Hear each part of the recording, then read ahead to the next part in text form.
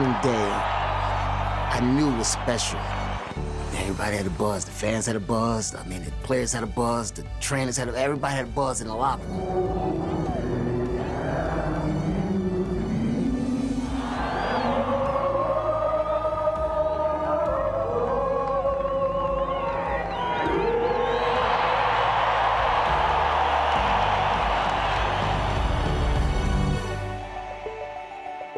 I always had private moments before the game. I said, I gotta jumpstart this offense. I gotta get this offense going.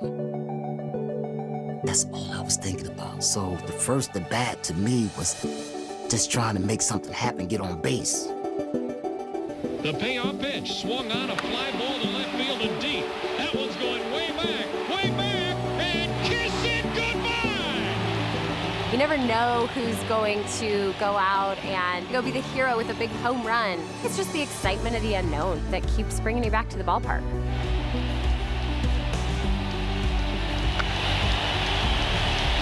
Eric Young, the first man to bat for the Colorado Rockies in Mile High Stadium, has brought this crowd to its feet.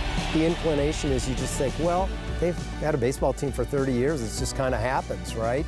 It only happens when there's people that have the passion and the will to make it happen. A home run to deep left center field, and the snow off Pikes Peak is falling off with the decibel level of Mile High Stadium. Any community, when faced with a challenge, if they come together as people, as citizens, and put aside what other differences they might have, you can hit a home run. And the Rockies, with their ambassador Eric Young saying, "Hello, Colorado, it's 1-0 Rockies."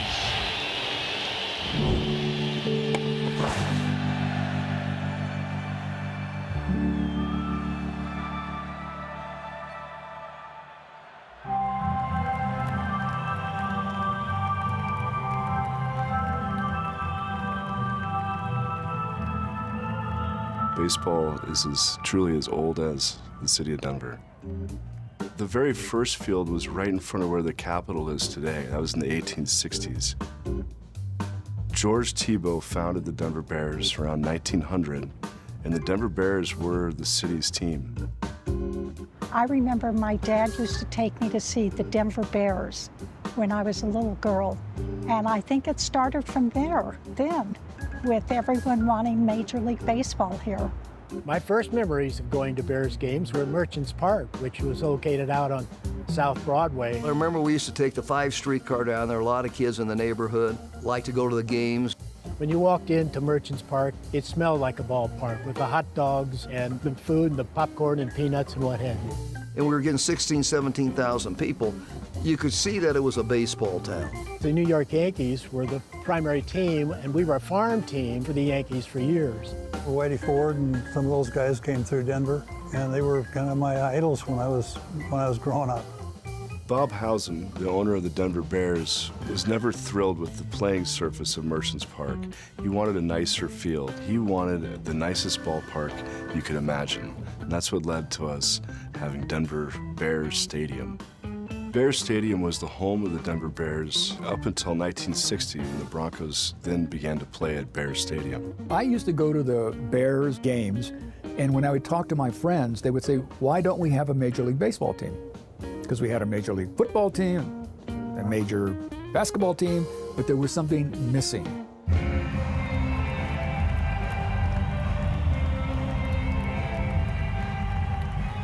There was no major league teams between Kansas City and Los Angeles at the time.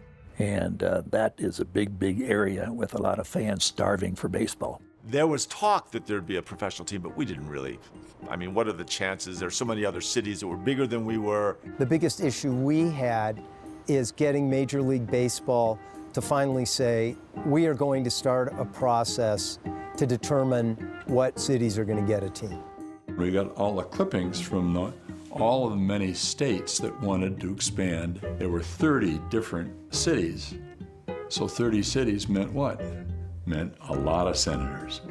So we created this task force, and a fellow named Bart Giamatti was named to be the new commissioner of baseball. So we immediately set up a meeting with Bart Giamatti and then said to us, I don't see any reason why we don't expand. And everybody said, whoo, that's pretty great, you know, we got the commissioner on board. Well, just shortly thereafter, he unfortunately died of a heart attack. So we thought, oh my, you know, here we go again. We're gonna start all over again. Major League Baseball then named a guy named Fay Vincent. And he understood the political situation completely. So we met with him right away, and he said, great, let's just follow up what Bart said. I think it makes all kinds of sense. At which point, then we had it pretty well locked politically that Major League Baseball was going to expand. There was an undercurrent in Denver in the late 70s and 80s that I sensed among particularly young people in the city. Why aren't we doing more? Why aren't we cleaning up our air? Why don't we have a better airport? Why don't we have baseball? And that undercurrent just sort of surfaced during the campaign. It's really kind of a sea change of culture and in age and in outlook and modernization. It was just a reinvestment in not only Denver, but a reinvestment in Colorado. Denver had a problem, and that was it was in the middle of nowhere. And a lot of the people making decisions about whether Major League Baseball was going to be here, they don't live here. The only time they hear about Denver at all is when the airport's snowed in. And so they figure the weather's always lousy. We were saying, how do we make this work? There's a community that needs a team. How do we make this work? There were so many doubts along the way, but after you have a doubt and you think about it, you go back and say, no, we can do this. When Federico got elected in 1983, he set up the Denver Baseball Commission, and Steve Kadish became the head of it. I got involved in the effort to bring Major League Baseball when I was 29 years old, at an age when you don't know any better. We were persistent. I think we were optimistic, and I think we were extremely creative. I bought the team, the Bears, back in 1984. Our goal was to try to help bring Major League Baseball to Denver, and that was the vehicle, the best vehicle that you could have to do it. Because it gave you the right to go to winter meetings, all-star games, and things like that, where you could talk to the owners or go see them personally. When we bought the team, we changed the name from the Denver Bears to the Denver Zephyrs. I remember one year we were down in Houston and we published a newspaper. It's called the Daily Zephyr. We tried to talk about what was happening in baseball that day and build up the city of Denver. We tried to tell them how great a city of Denver would be for an expansion team, and that was the main thing, to get the attention of the owners and the baseball elite that were going to vote. No other city did that. Then in 1987 and 1988, I went back to the winter Major League meetings. They said, you know, we love Denver. There's a whole time zone that we don't have a Major League Baseball franchise in, but you have one problem. How you doing with the stadium? John, we're not going to play in a football stadium. And that was what I called a curveball that was thrown at us, because all along we thought Major League Baseball could play where the Bears and the Zephyrs were playing, and it seemed to work fine. If you recall Mile High Stadium, it was a phenomenon. The east stands were on water, and they'd roll them back for baseball and bring them forward for football. But ultimately, it wasn't a baseball stadium anymore. Everyone thought of it as the home of the Broncos because they were the big league team. I'm not sure how many of us really took seriously that Colorado could get a Major League Baseball team. No matter how great a job they did, if they didn't get a new stadium, they weren't going to have a team. It's that simple.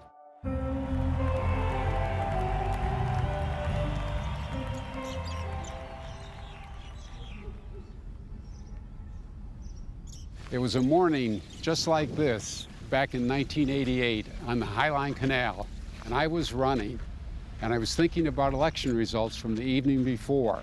And I said, if 67% of the people will vote for the Scientific Cultural Tax District, I can get 51% of the people to vote for a new baseball stadium. Contacted a good friend of mine who was an attorney, Chet Schwartz, and said, Chet, here's my idea. We need to put together just an outline of some legislation on how this all would work. I knew nothing about writing legislation for a Major League Baseball stadium, nothing.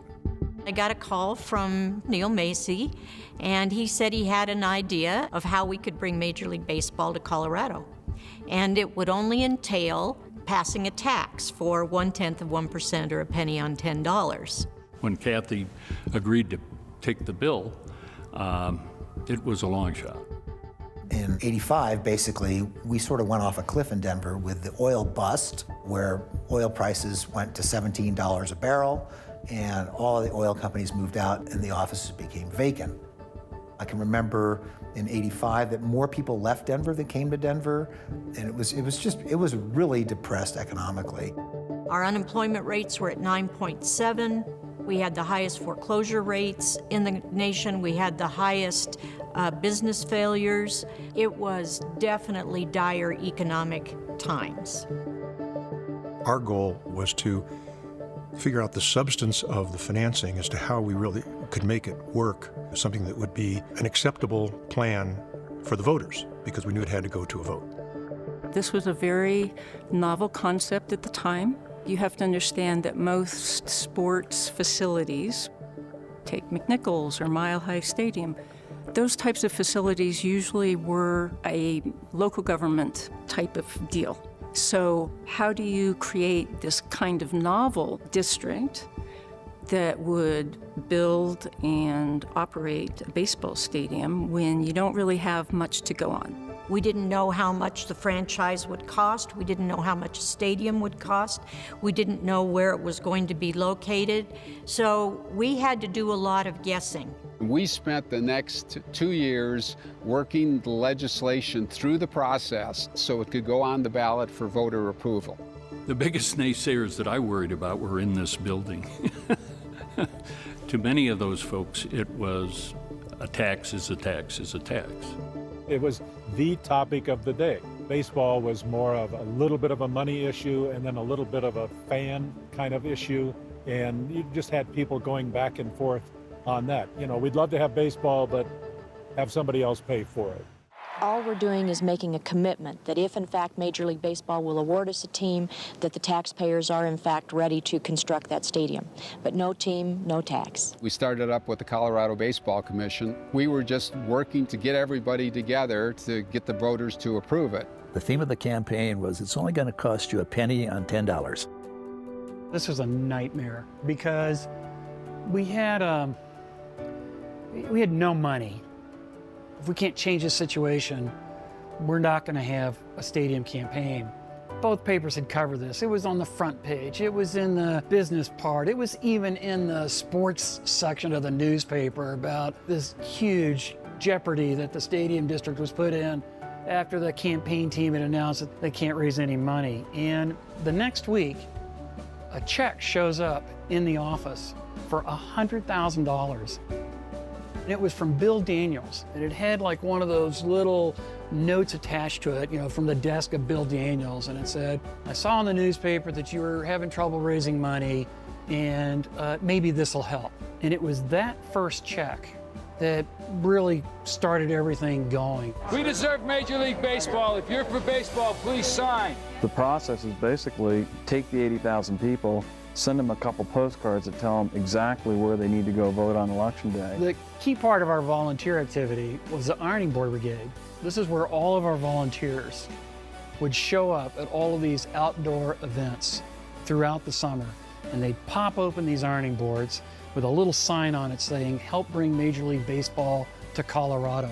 And on it they would have these signature cards for people to say, I want to help, I want this to come to Colorado. They spent all summer gathering all of these cards from people who are fanatic baseball fans. Right before election night, the polls were showing that it was going to lose. I remember election night, it was about 6 o'clock, and I left my office downtown and got on the shuttle heading over to the hotel where the election group was meeting. And Roy Romer was on the shuttle, and he was eating an ice cream cone. And so I went up and said hi to him, and he says, well, what do you think? And I says, I'm confident that the people of Denver are going to come through, that I think that there is a thirst for Major League Baseball here. And he says, well, I'm not so confident myself, but hopefully you're right. And so, yeah. It did not pass in Denver, did not pass in Adams County. On this day, everyone is talking baseball. But it passed by such large numbers in Boulder County and Douglas County and Arapahoe County and Jefferson County, showing that great community support. When the vote finally passed, I mean, there was exhilaration. I mean, people were thrilled.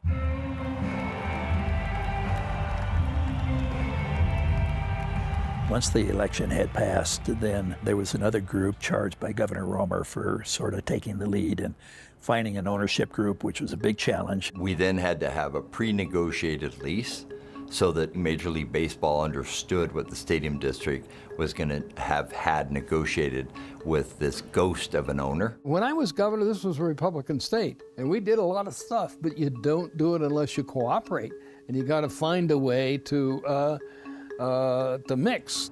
He said, I want you to do something. He said, we're going to go for baseball. We have to raise $95 million, and I formed a committee, you, Trigg, and Jim Baldwin. My job in Trigg's and Jim's was pretty simple. Go find $95 million. We had to be absolutely confidential about this. There weren't a lot of people that wanted to step up, that believed in baseball, that believed the fact that it was going to be profitable in the long run and it was going to be a hit. We announced that there was going to be a meeting at the Westin Hotel for anybody who's interested in investing and owning a part of the new baseball team. For anybody that's seen the original Star Wars, where there is that bar scene where they have people from all these different planets that all look very different, that is the way that I remember that meeting, because it was so odd and nobody knew who was going to be there and nobody knew what anybody was going to say. About 40 to 50 people showed up in this hotel suite, and I announced, here's what we're going to do. We're going to meet 2 weeks from today and make a decision as to who's going to organize and who's going to own this team. But we want you to all go home in this 2-week period, form your groups. Nobody knew if some people were total BS or whether or not they were people that were really sincere. We had a lot of naysayers at the time, but the feeling was we really need to get this done. 2 weeks later, we met back in the room. And after the presentations, I turned to my 3 advisors and said, well, let's go and confer and see what our decision is. So we went to the bathroom. We put the governor on the stool, sit there flat. And, Jim and Trigg and I stand around him, and I said, we've got $30 million, so what do you know about the guy? I said, only one thing, he's got $30 million.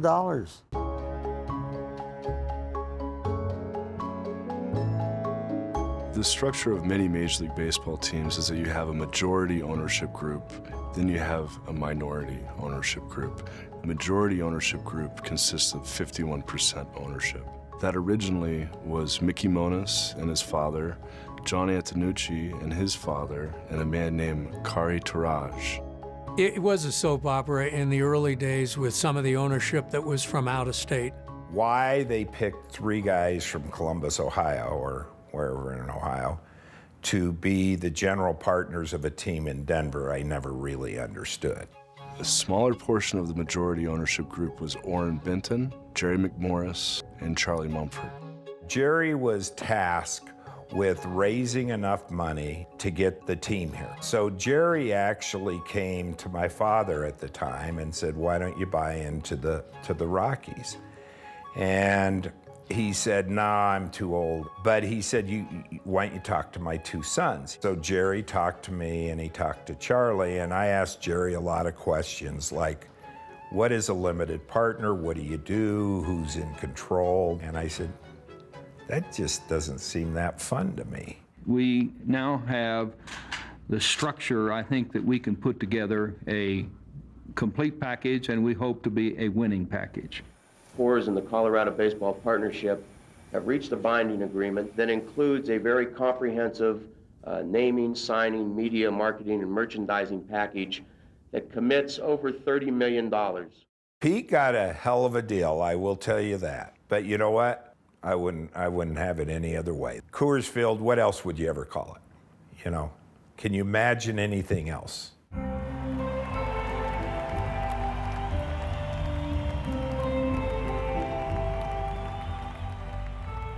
Major League Baseball decided to have an advisory group of owners come to Denver to examine this local situation. So 3 or 4 owners showed up, and we took them around. It was supposed to be just a quiet meeting with no extracurricular activities or what have you. But at the same time, we said, this is our one time we have a chance to really show our stuff. And so we violated their rules big time. We've made arrangements, even if they need a long distance call on the bus or someplace else, they can do it.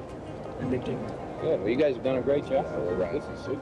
We greeted them at the airport and put them all on helicopters and flew over the whole Denver area and then landed at Bear Stadium. We got them on the bus, and I got into the squad car that led the bus. And the streets were filled with baseball fans, and they shouted and waved and screamed and welcomed the people with lots of signs. And they, at this point, realized that something was up. They realized that town was well aware of their visit. We pulled the bus in front of the United Bank building, and I really didn't know what was to expect coming in. Once we walked in, they say there could have been about 5,000 people in a rally, and they had to make a very narrow walkway so we could walk our way up to the stage, and they started chanting baseball, baseball, and in the atrium it just reverberated baseball. Baseball, baseball. They began singing "Take Me Out to the Ball Game" and screaming and hollering. That's 1, 2, 3, start your out at the old ball. When they saw that the whole community was involved and supportive of the effort, I think that meant a great deal. The newest limited partner in the ownership was introduced to the luncheon crowd today. Linda Alvarado is involved in the construction business, and if Denver gets a team, she would be the second female owner in the major league. I think that's a wonderful opportunity. Clearly, I'm a limited partner. Marge is a general partner. But I think it elevates one more thing in Denver's expansion bid that says something unique about the city's concern about diversity and inclusion of all kinds of people in its efforts to bring a team to our city. I made a decision to become one of the owners to make the investment, but the announcement of my ownership was held until May 8th, 1991, when there was a Major League Baseball meeting occurring here in Denver, looking at sites. The next day, Bill White, who was the president of the National League, who was at the meeting, called me personally and said, I just wanted to touch base with you because this is impressive. It's never happened before that a minority or a woman has been involved, and I just wanted to say, how are you doing? I said, well, I'm very excited. He said, this makes a huge difference in your proposal to acquire a new team. As the owners continue to arrive until late this afternoon, every indication is Denver is all but a lock for a franchise.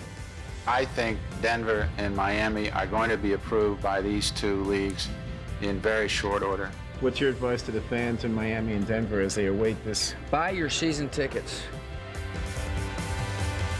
Quiet in Coors Field.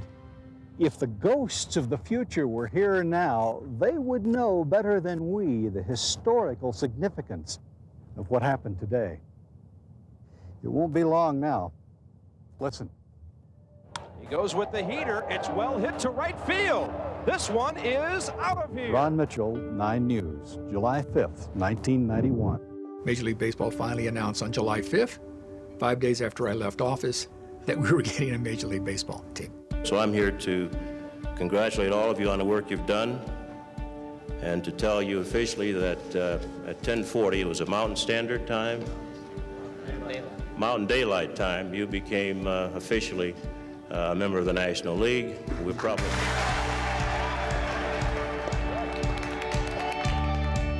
The name, the Colorado Rockies, is the only name in either league that leaves no doubt of the location of the team's fans. This is a Colorado team, and by golly, the only thing I think of when you're at the Rockies, you're looking at the top down on the rest of them, and it'll only take us a couple of 3 years to get there. All right. We're expecting some dramatic impact. We have ordered hundreds of thousands of items between t-shirts, pennants, baseball caps, leather coats, trash cans, you name it, we've got it ordered. It's obvious a lot of people and have been for the last 3-4 weeks unhappy with the name Colorado Rockies. I don't think Colorado Rockies is a very good name. But honestly, what difference does it make? We've got a team. I mean, look how many years we have struggled and fought and wished and hoped. We've got a major league team.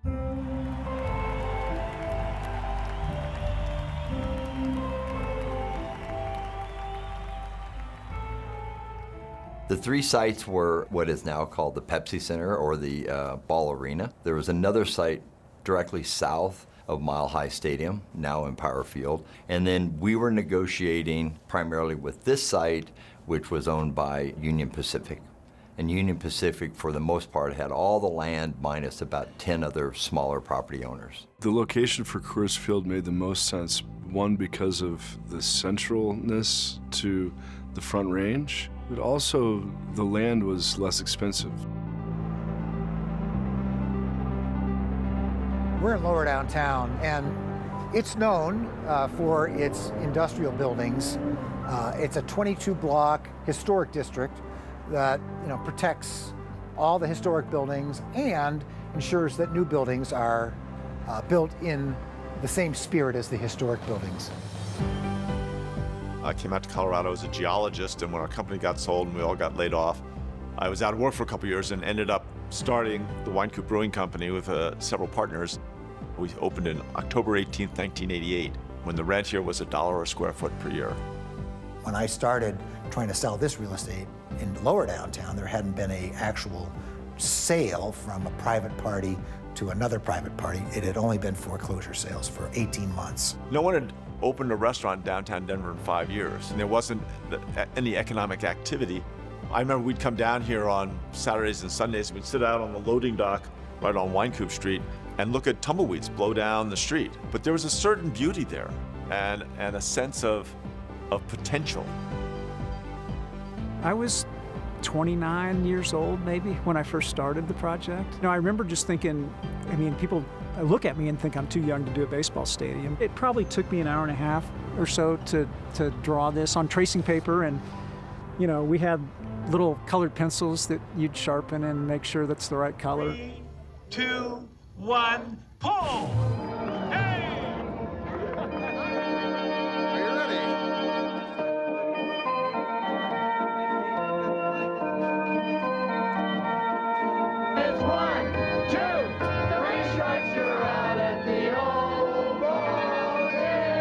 Why'd you come down here? Well, just to witness a historical event. This is something that's gonna be going on forever now. Why did you come down here today? Just for the hoopla. It's a historical type deal. I think it's great. I'm really excited about baseball, Major League coming in. It's kind of overwhelming and humbling that our family name will be on this field, but really it's a field for the community. I was a news photographer in Denver from 1977 to 2008, and I covered a lot of stories about the Rockies coming to town. And I thought, before we know it, the stadium's going to be 20 years old, and it's really, really important, I think, to document it being built. I remember going over to Coors Square. I talked to them and asked if I could come up to their top level once a week and take a little bit of video. I didn't tell them it would take 111 weeks to do it. Time-lapse per se wasn't a thing then, so I just crudely framed up my shot as best I could with landmarks off in the distance.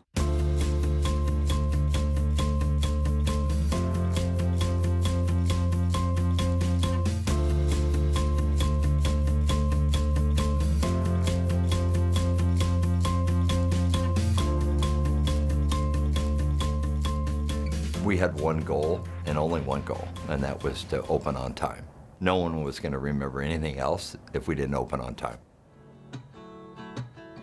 We would send somebody to the post office every day, and they would come back with at least 1 or 2 huge gunny sack bags full of ticket orders. This is essentially our first ticket system.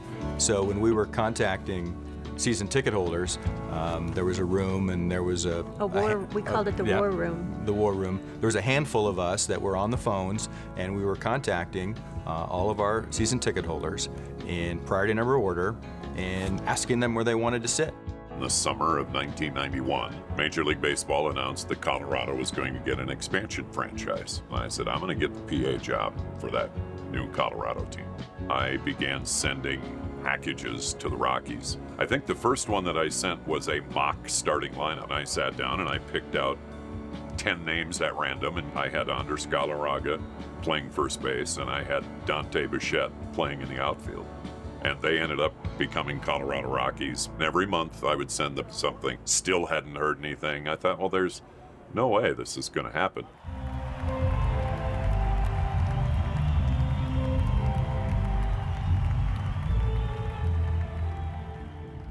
Roy called and said, Trig, we have a problem. And I said, oops, what is it? And he said, Mickey Moniz is going to be indicted tomorrow morning. It turned out that the auditors had found something out, which they didn't know at the time, that we had signed these guys up.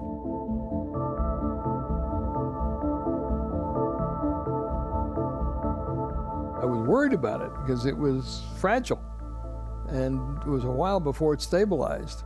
Attorney Paul Jacobs is the man who brought the new owners of the Rockies together. His ability to convince people with deep pockets to join in the baseball project required diplomacy, tact, and determination. It's too bad that Paul Jacobs has passed, because Paul was so instrumental in making lemonade out of what was clearly lemons at the point in time. Paul acted as a bridge during that period, without which I think there would have been a lot more problems. My dad was somewhat of a magician and somewhat of an operator, and basically pulled the right strings at the right time. He put together a document that basically signed the Mickey shares over to him and allowed the team to continue until he could find somebody else that would step up to fill that void. And then Charlie, Orrin, and Jerry stepped up and bought the general partnership.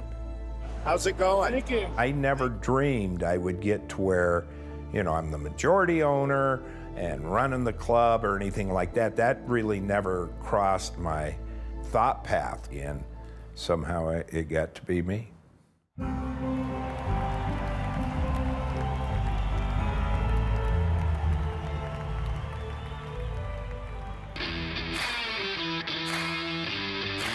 behalf of everybody here, welcome.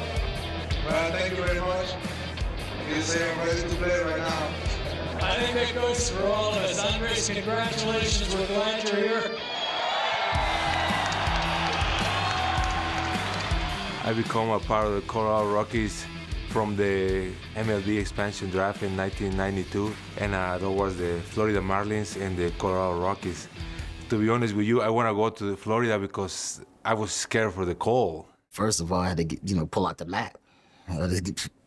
Tighten my skills on the geography. So I actually looked it up, and I was like, well, it's in the middle, nowhere, Denver, Colorado. Had no clue. I'm from New Jersey. So then when I was talking to the Rockies and the plans that they had for me, I got a little bit excited. So I said, you know what? This is the right move. That expansion draft was really one of the very first things that said, we are the Colorado Rockies. We are in Denver, and now we are picking players who are going to be on our team. The Rockies have sent their 5th pick, outfielder Kevin Reimer, to the Brewers for Dante Bichette. Don Baylor, we frequented the same barbershop. Baylor would come in, he was a big guy, and I thought it was a great fit for him being manager of the Colorado Rockies. He also brought automatic legitimacy to the Colorado Rockies. He doesn't have to defend his record because everybody knows he was a great ball player. Came in with name tags, so you get to know each other in spring training. Don Baylor pulled us aside in a meeting, and he just gave us a little glimpse of the anticipation, the excitement. Just the fans just can't wait till we start the season. And I just remember guys were locked in on him and just taking everything in. He said, guys, enjoy the ride. I remember him saying that, enjoy this ride, enjoy this journey.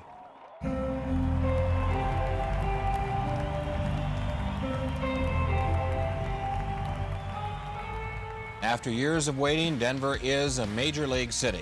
The Rockies became a major league team this afternoon in New York against the Mets. It was opening day in New York, and it was the opening day for the Colorado Rockies. There was never going to be another opening day for the Colorado Rockies. History in the making, right here, first year of the Rockies. Yeah! I've always been a Met fan since then, but I'm moving to Colorado in 5 years. That's why I'm here. What's that on your head? Got the rock head. Great game, great day, perfect weather, go Rockies. Yeah, big time Rockies fan, can't stand the Mets. Rockies #1, yeah! Oh, we're in the sunshine, just like Colorado. We saw the first hit, saw the first strikeout. This is beautiful. Former Commissioner Fay Vincent did the honor of throwing out the first ball. Nice gesture, certainly well-deserved. Andres Galarraga put it down to the Buffs at 12:38 Denver time. The first hit as a Rocky, a single to shallow center field. More than 1,000 Rockies fans showed up at Corrigan Hall to hoot, holler, and stomp their feet every time the Rockies did something right. The Rockies organization set up bleachers and a big screen TV there. Was there ever a point today, this morning, this afternoon, where even for a second you felt, I'm a part of something that's history? Well, I think we've all felt that all spring long, and to whoever was healthy and got to play in today's game, they are a part of, or just be here, really, It is a part of history, and it's something you can't take away now. Rockies start their first season ever on a losing note. They are shut out by the Mets' Doc Gooden 3-zip. Rockies only get 4 hits today and play the Mets again Wednesday, then come home, of course, for the Mile High opener against Montreal on Friday. They opened the first 2 games in New York in 1993, and the fact that I had not heard from the Rockies by Monday when they played their first game, and then they played the second game on Wednesday, and then at 4 o'clock in the afternoon on Wednesday, Kevin Carlin calls and says, "Would you like to be the PA announcer in 2 days?"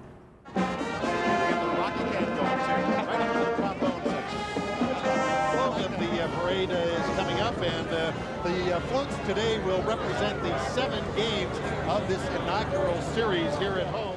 That opening day parade for the Rockies, it would be like if the Rockies ever won the World Series. When David Need, the starting pitcher in opening day in New York, and he is being mobbed. Look at the fans crowd around him. David Need, the most popular Rocky, I think, right now. It was just a very special moment, an interlude, but a tremendous moment between opening in New York and then opening in Denver.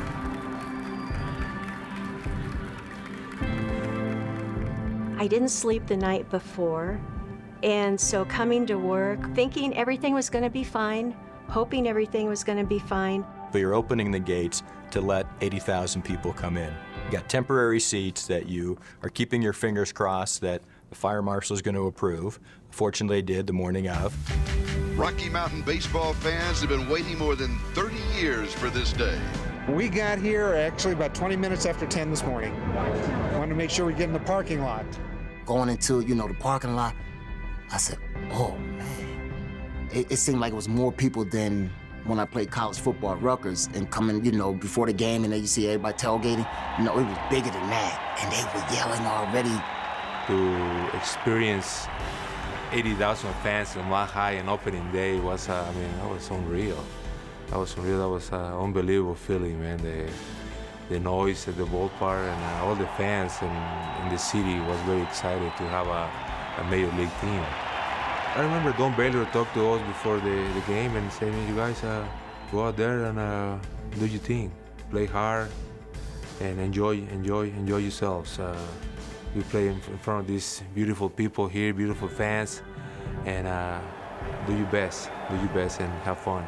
The count is 3-1. 3 balls, 1 strike the count to Eric Young, who is leading it off in the bottom of the first inning for the Colorado Rockies. We have no score in the ball game. Strike call, full count. I was locked in, I tell you that much. I was locked in, and you could just feel, you could just hear, like, it's kind of quiet and like waiting for something big to happen. A very pleasant afternoon, albeit clouding over just a bit. And the 3-2 pitch. Fly ball. Left field. It is mile high and out of here. When I hit it, I didn't get all of it. But I think when I hit it, 80,000 people stood up and carried that ball over the fence. I felt like there was divine intervention. Going around the bases, I was floating, so like somebody picked me up. I don't remember touching second base, third base. I don't remember any of that. I was like, wow, it was like a roar. I mean, you can hear it all the way to Nebraska, Wyoming, Utah. You can hear it all over. That's the way it felt. It was loud. I just remember thinking, everyone here is never going to forget this moment. I've been to a lot of sporting events, but there was nothing quite like that first home run. For us to be able to have the interest that we did for that opening day, even though it was a 76,000 seat stadium, but to have 80,227 folks come out, it showed that the interest was there for that first game, but it continued. We won 67, 70 games, somewhere around there, but the one thing I remember is that each game was packed. The ground at the old Mile High Stadium would actually move. From the people in the stands stomping on the sands and just going nuts. In that first season, we set a lot of records. The fastest to 1 million fans, the fastest to 2 million fans. And then finally, by the end of the season, we got to the final number of 4,483,350 fans came through Mile High. And that's a record that it's not going to be broken because that's an average of 56,000, and there's not even a stadium today that has that capacity. Everybody in the organization, all the players, all the fans knew that in 2 years' time, we were going to have in 1995 a brand new ballpark. It was a tremendous event to see that ballpark begin to take shape. I get a phone call from our executive director who said, we found some bones on the 10 o'clock at night, know exactly where I was standing. So I thought, that's really funny, and I hung up. He called back and he said, I'm serious, that we found some bones. Fortunately, it was dinosaur bones, and thus they came up with Dinger. There's Dinger running out on the field.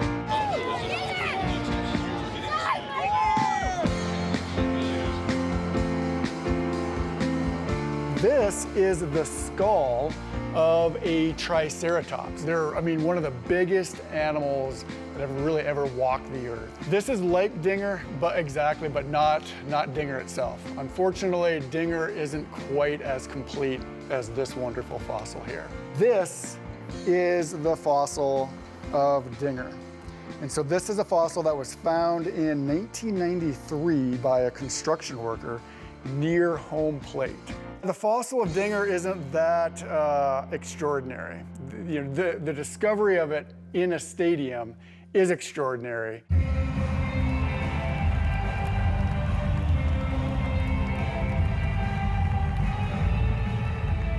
In 1994, there was a strike. 1995, the first games at Coors Field were played with replacement players. Coors Field didn't open when it was supposed to open because of the player strike or the player lockout, and then there was teams that weren't really Major League Baseball players that played 2 games here. The game itself was, well, almost an afterthought. After all, this was really just one big housewarming party for the Rockies. This is the first beer ever vended in Coors Field. The cheers were the same, the sights and sounds were that of baseball, a game much bigger than any strike. I would like to get this thing resolved. I want to get a long-term agreement at the collective bargaining table. People were not going to pay money to see replacement players. Jerry knew it, Steinbrenner knew it, and they said, hey, we can't have this. We can't play regular season baseball with replacement players. And a short time thereafter, that strike was settled.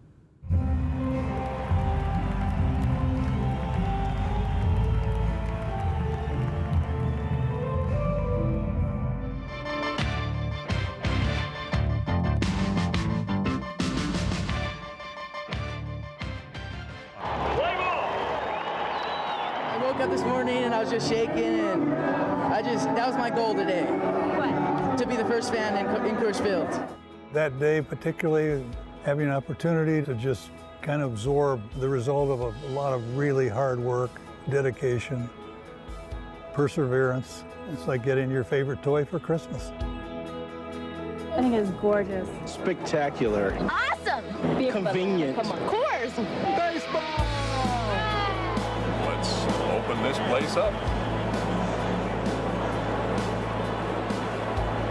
Good afternoon, ladies and gentlemen. Welcome to Coors Field, home of the Colorado Rockies. My time here at opening day for Coors Field was kind of a bundle of emotions because it was the first time I saw, 45,000 people in the stands. I think I walked the entire game and just watched people and how they used the different areas of the park that we'd thought about.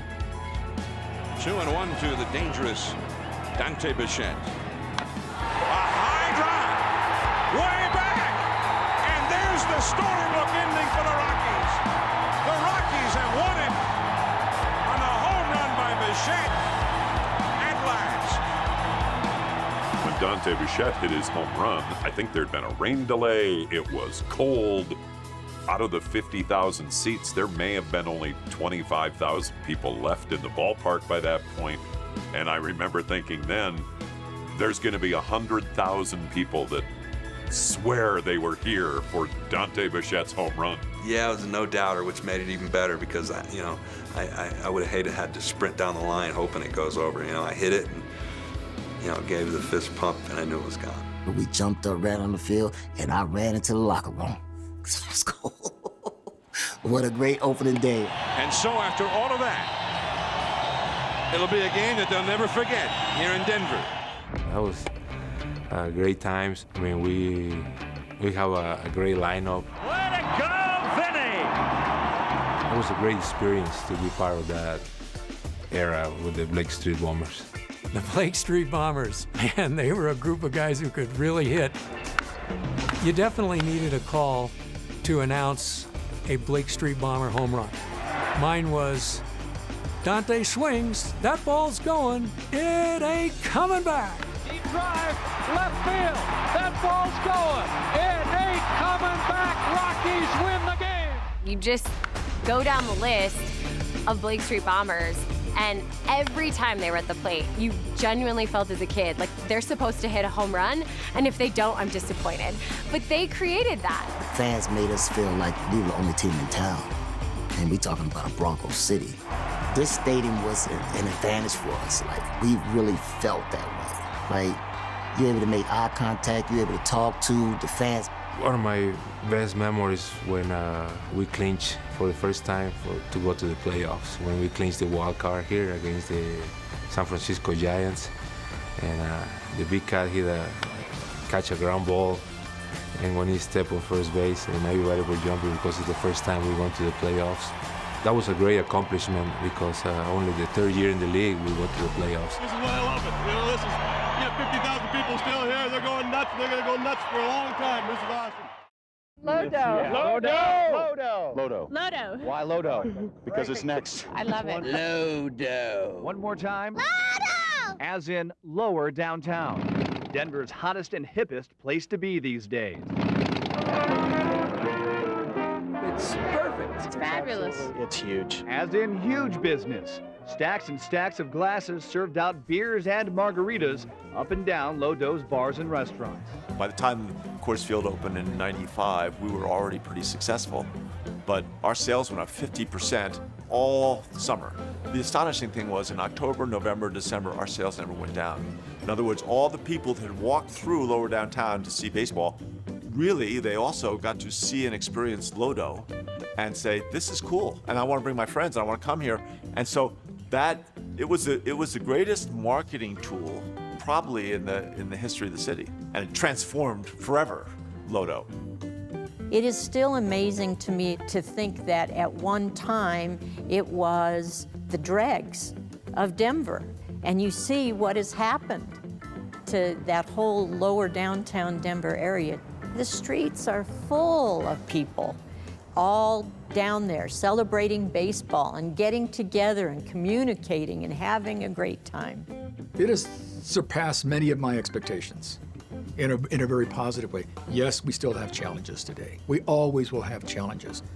But from a macro perspective, Denver is doing far better than many other inner cities in the United States. And sometimes we take that for granted. The bonds for Coors Field were paid off in just 8 years, which meant the tax was still in place, but we didn't have anything to spend the money on. They dove in at the Capitol, and basically they had exactly the same legislation, changed the name to football, and they put it before the voters, and the voters approved it. And so for one bill, we got 2 stadiums, one for baseball and one for football. We're not just building stadiums, we're building communities and standing tall. As my mother would tell me in Spanish, empieza pequeño, pero piensa grande. Start small, but think big. And I think that's been the opportunity in Colorado. And while we're talking about baseball, it's the example that we will continue to build off to strengthen. I'm surprised, as I sit here at age 93, that Major League Sports is as important as it is, but it is. This nation, unfortunately, has things that still divide us, but sports doesn't divide us, it brings us together. It's a bright, sunny afternoon, and what a beautiful day for a ball game.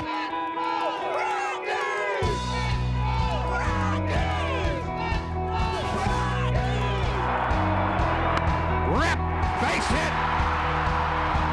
Walker will go at least to third. We're tied. Galarraga will go on one leg to second and be in with a double. The cat has it. The celebration began. What a season it has been. In just 3 years, the Rockies have made the playoffs. I'll tell you what, this game, it was just an example of how we played all year. Denver's a great city. We have great fans, and we have a fabulous team. Little pony, Carlos Gonzalez. High drive, deep right, touchable. He's done it. Unbelievable.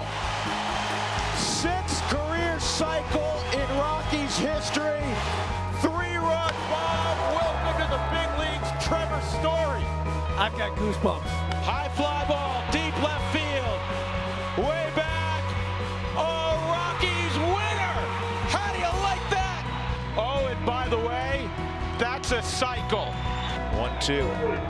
This ball crushed deep right center field. Did he get it all? You bet. Walk-off winner.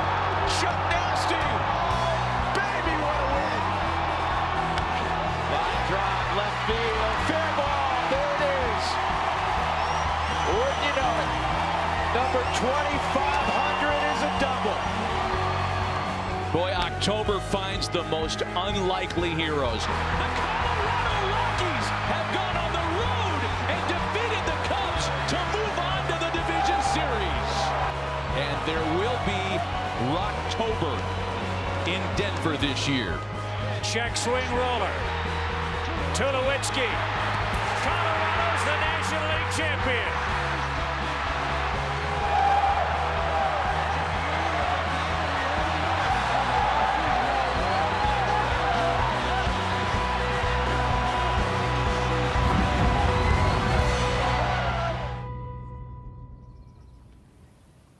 I love the Colorado Rockies because they give me the opportunity to become a everyday player and major league player. Whenever I step in Denver, I feel like a Hall of Famer. This is where the fans make me feel special. Every time I walk through this building, I get the same chills. I get the butterflies as if I'm playing. It's a great Hispanic community here, so I feel that every day when we play here too. It's nice to feel that support when you're not in your home country and see they behind you. I love the atmosphere. There's no place like Coors Field. I love the Rockies and I love baseball. There's a lot of culture here, and I think that's what makes it a good ballpark. This amazing stadium, amazing town. And for me, it's my happy place. The most wonderful part about this story is how people can work together and go toward a common goal and make things happen. For many, many years, Neil and I have gone to the game together on opening day, and we walk around, and it is so great to see so many people having a great time.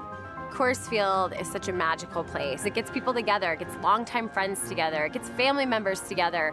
Let's go to a game, let's catch a beautiful Colorado summer sunset.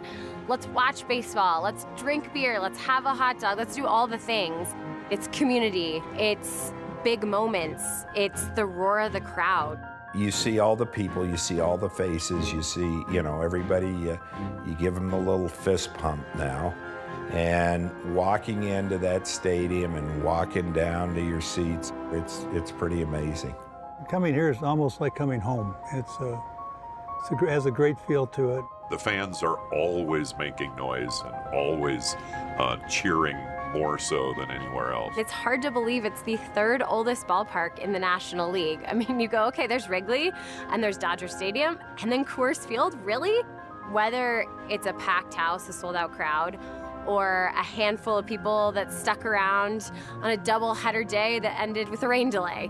The excitement that's here that you can feel, it's special. Go Rockies! Go Rockies! Go Rockies! Let's go Rockies! Assistant to the general manager, Vinny